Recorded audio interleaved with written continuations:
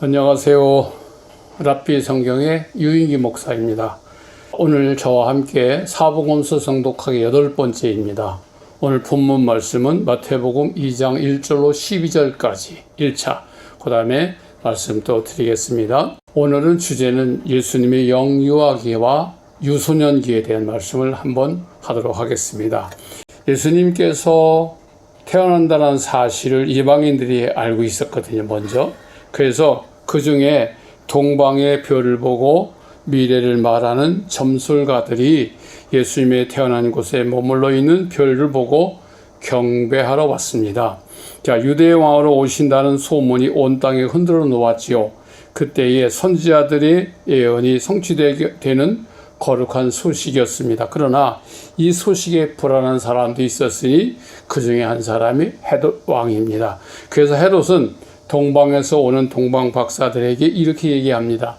아기를 찾거든 나한테 보고하라 라고 얘기하면서 이제 마태복음이 시작이 되는데, 오늘 본문 말씀을 한번 같이 읽어보겠습니다. 헤롯 왕 때에 예수께서 유대 베들레헴에서 나심에 동방으로부터 박사들이 예루살렘에 이르러 말하되, 유대의 왕으로 나신 이가 어디 계시냐?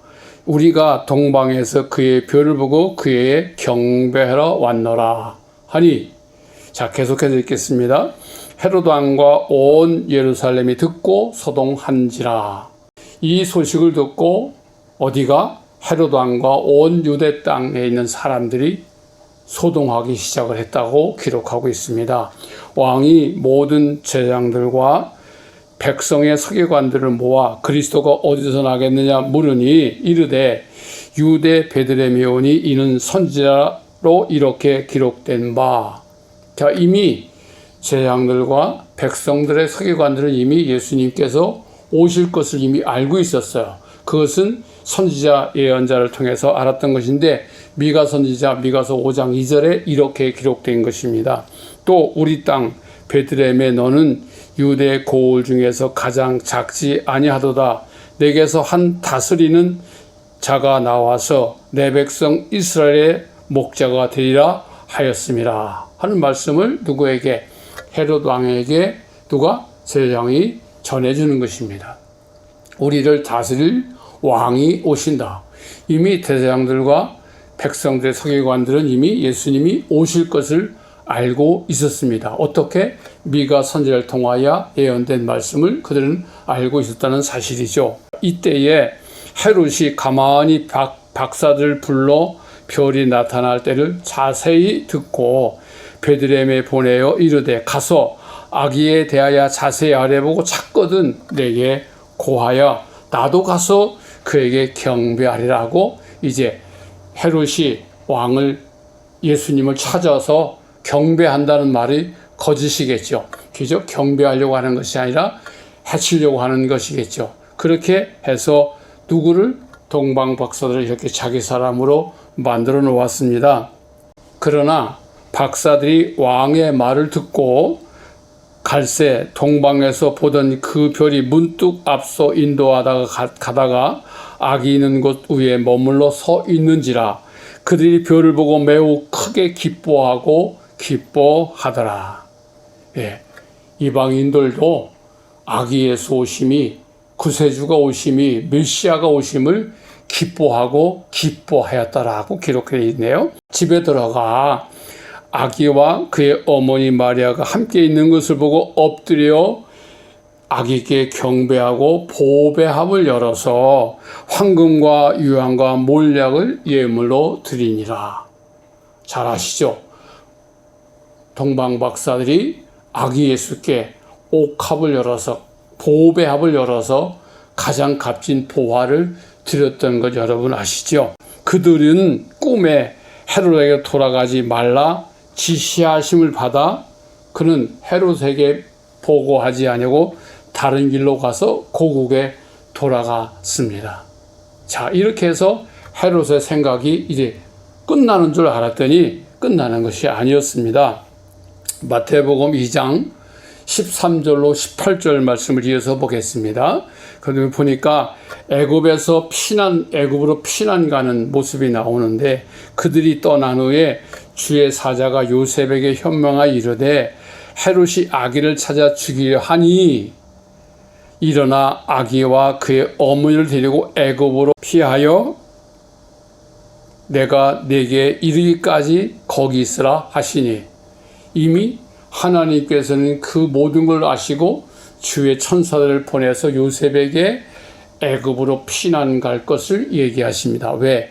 헤롯이 아기들을 죽일 거를 미리 아셨죠. 그래서 요셉이 일어나서 밤에 아기와 그의 어머니를 데리고 애굽으로 떠나가 헤롯이 죽기까지 거기 있었으니 이는 주께서 선지자를 통하여 말씀하신 바, 호세아 선지자에게 이미 말씀하셨네요. 호세아 11장 1절에 애굽으로부터 내 아들을 불렀다 함을 이루려 하심이라.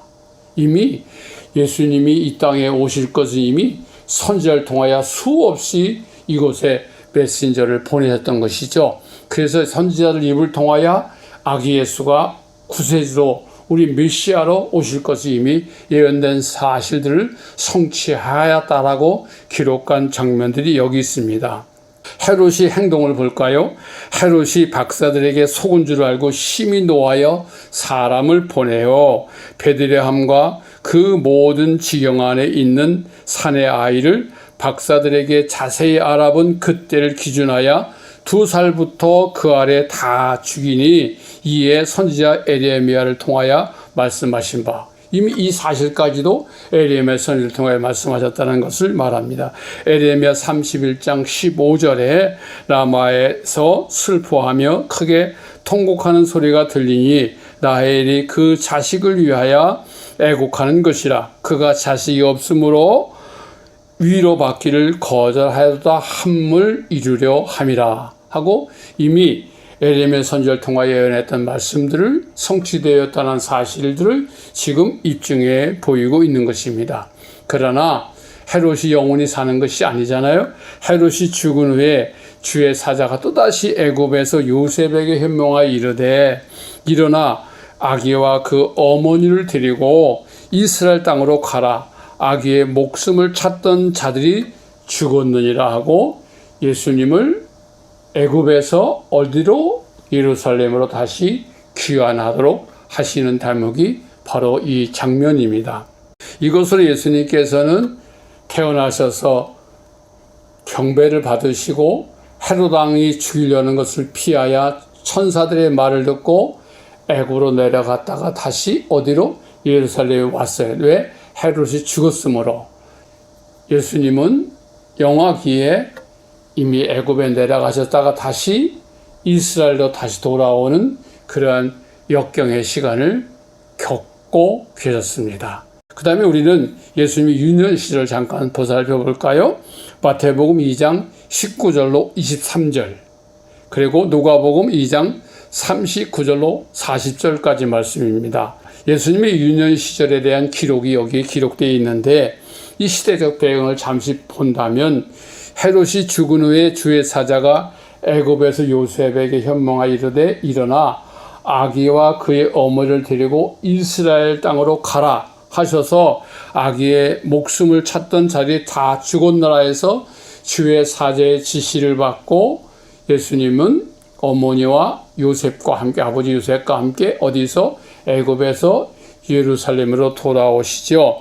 그때 요셉이 일어나 아기와 그 어머니를 데리고 이스라엘 땅으로 들어가니라 하고 지난번에 묵상했잖아요. 그러나 아켈라오가 그의 아버지 헤롯을 이어 유대의 임금됨을 듣고 거기로 가기를 무서워하더니 꿈에 지시하심을 받아 갈릴 지방으로 떠나서 나사렛이라는 동네에 가서 사니 이는 선지자로 하신 말씀을 이루려 하심이라.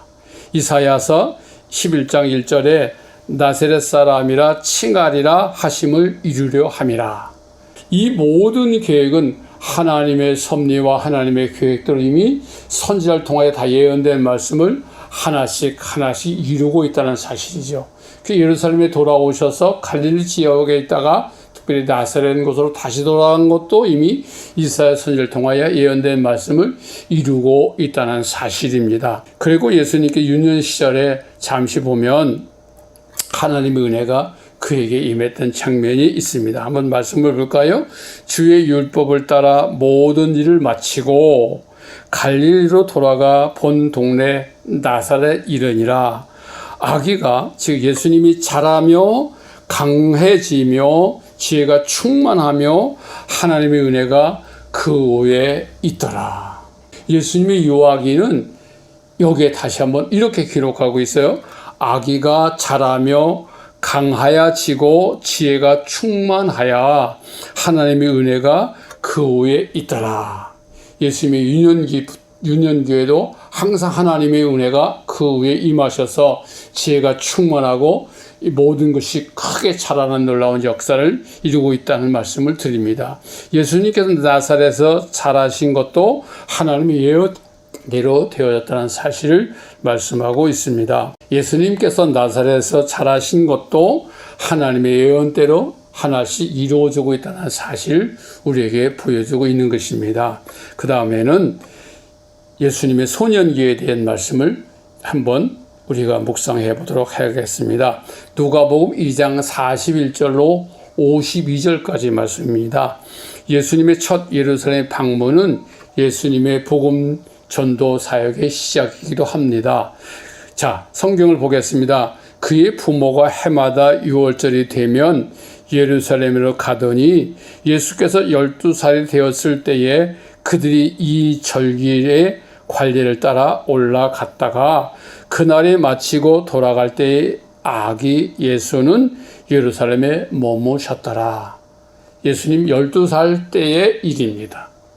자, 예수님이 12살 때에 부모를 따라 예루살렘으로 갔는데 그 예루살렘에서 예수님은 머물러 계시더라 하는 것입니다.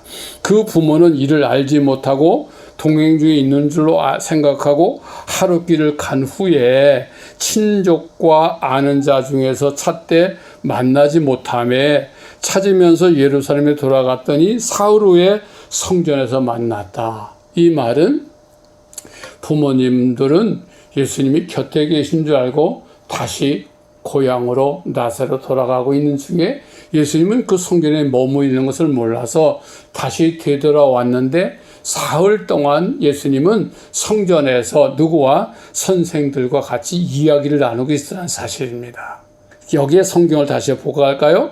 그가 선생들 중에 앉으사 그들에게 듣기도 하시며 묻기도 하시니 듣는 자가 다 지혜와 대답을 놀랍게 여기더라. 그때 다 랍비들이 예수님과 사흘 동안 이야기를 나누고 있는 것이죠. 그러면서 예수님의 12살 때 예수님의 이야기를 듣고 놀랐더라라고 기록하고 있는 것입니다.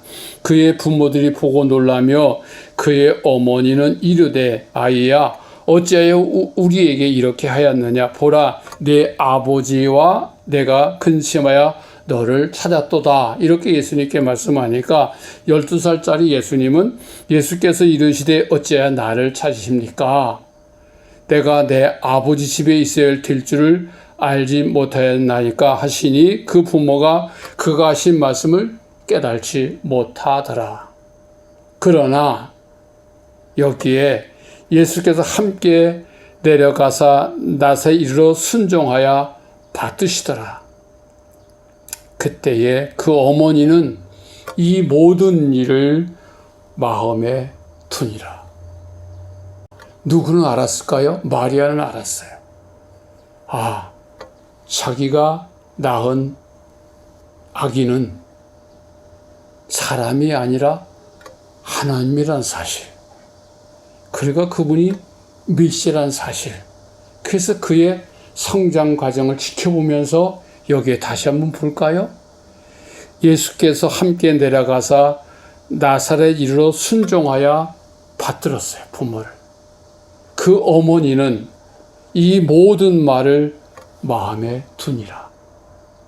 자, 예수는 지혜와 키가 자라나며 하나님과 사람에게 더욱 사랑스러워 가시면서 유소년기를 보내셨습니다. 우리는 이 말씀을 어떻게 깨달으셨습니까? 여러분, 제가 여러분과 함께 정독하면서 설명하지 않고 내가 설교하지 않는 이유는 이 말씀을 저와 여러분들이 한 말씀 한마디 한마디 정독하면서 그 로고스 기록된 말씀 속에서 하나님의 음성이 저와 여러분 속에 들려지기를 바라는 마음으로 제가 해설을 하지 않는 것입니다. 자, 잘못 해설하면 나의 생각과 나의 감정이 들어갈 수 있기 때문에 저는 여러분에게 이 말씀을 해설하지 않습니다. 여러분이 이 말씀을 정독하시면서 이 기록된 로고스의 말씀이 여러분 귀에, 여러분의 영에 뇌마로 들려지기를 간절히 바라는 마음으로 우리는 성경을 정독하는 것입니다. 오늘 지금까지 이제 8강을 통해서 예수님의 말씀을 하나둘씩 읽어봤습니다. 이제 다음 시간에는 이제 예수님의 사역의 시작입니다. 지금까지는 아기 예수님이 태어나신 과정과 성장하는 과정을 우리가 배웠습니다. 그리고 예수님이 어떤 분인가를 우리가 이제 알았습니다. 그럼 예수님이 어떻게 사역을 해 나가시는지, 어떻게 하나님의 일을 성취해 나가시는지를 우리가 꼼꼼히 또박또박 말씀을 읽어보면서 여러분 그 말씀 속에서 하나님의 놀라우신 계획을 저와 여러분에게 보일 줄 믿고 시간을 아끼면서 주님 앞에 봉헌할 수 있는 저와 여러분이 되기를 예수의 이름으로 간절히 축복합니다. 감사합니다. 지금까지 랍비 성경의 유인기 목사였습니다. 감사합니다.